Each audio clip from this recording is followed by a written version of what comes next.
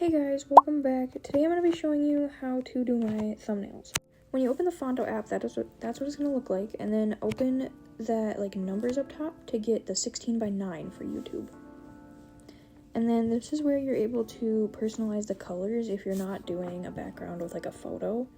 If you just want to customize a background, you can do as many as 6 spots. I'm pretty sure you can add some as well, but I don't see why you would need more than 6 colors in a gradient. Otherwise, you can just do solid colors as well. And then you can add your text by just clicking on the screen, and it should have a bunch of options. And they have a ton of fonts.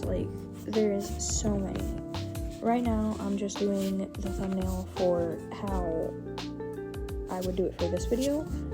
So I'm just personalizing the text. You can see there's a bunch of options. There's text, font, stroke, size.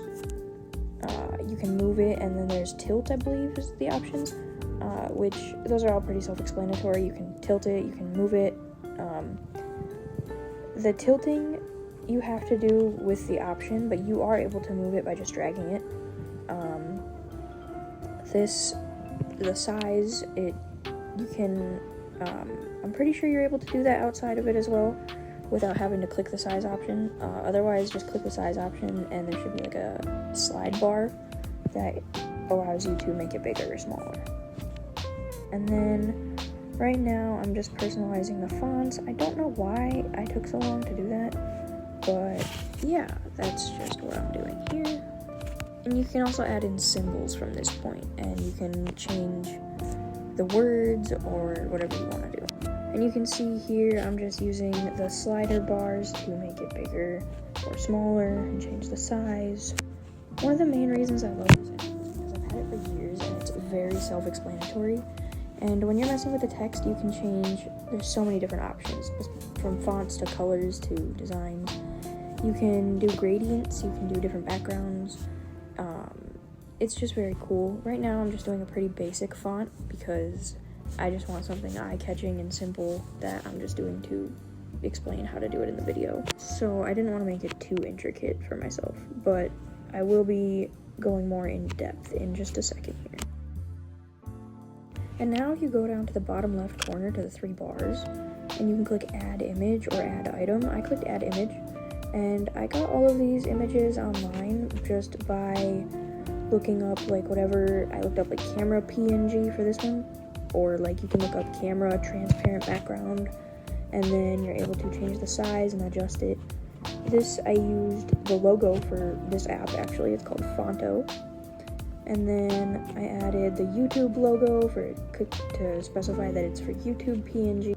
Alright guys, now I'm going to show you what it's like to do a thumbnail with a photo you already took. So instead of going to plain images, go to photo albums.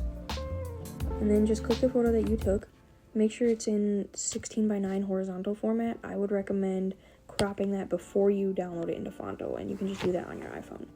And then now I'm doing the same add image thing that we did before. And now I'm just going in and resizing that image that I put on, and then I'm typing out the title, and I can customize that just however I want, like I did before, and giving it a nice green and purple Halloween theme to it. And the cool thing about this app is if you make a mistake, it's just so easy to go back in and find out where you went wrong or what you want to change.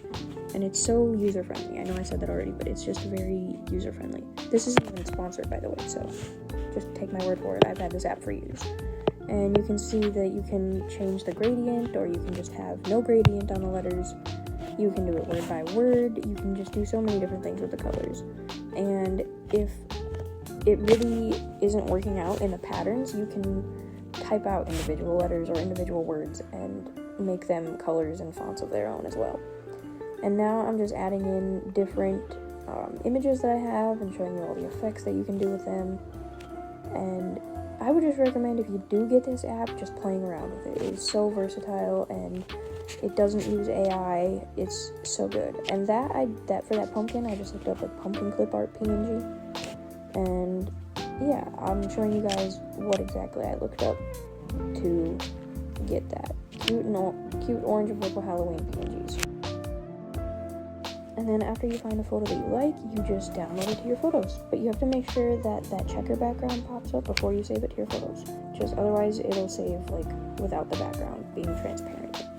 Now I'm going to show you guys what you can do if you get an image that you like but it has a background on it. You can select the image and go into the eraser app, which is also free. And then you can go into target area or target color, whichever one works better, and select that. For my picture here, I did the target color of white, and then I just had to restore some of the shadows here.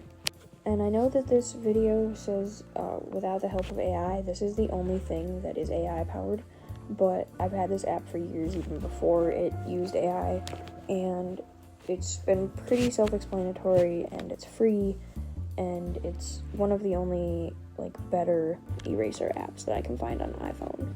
And I am doing this all with my finger, so bear with me. I would note that after opening the app, it does automatically erase any background right off the bat, but you can undo that. Anyway guys, thanks for watching, hope you enjoyed.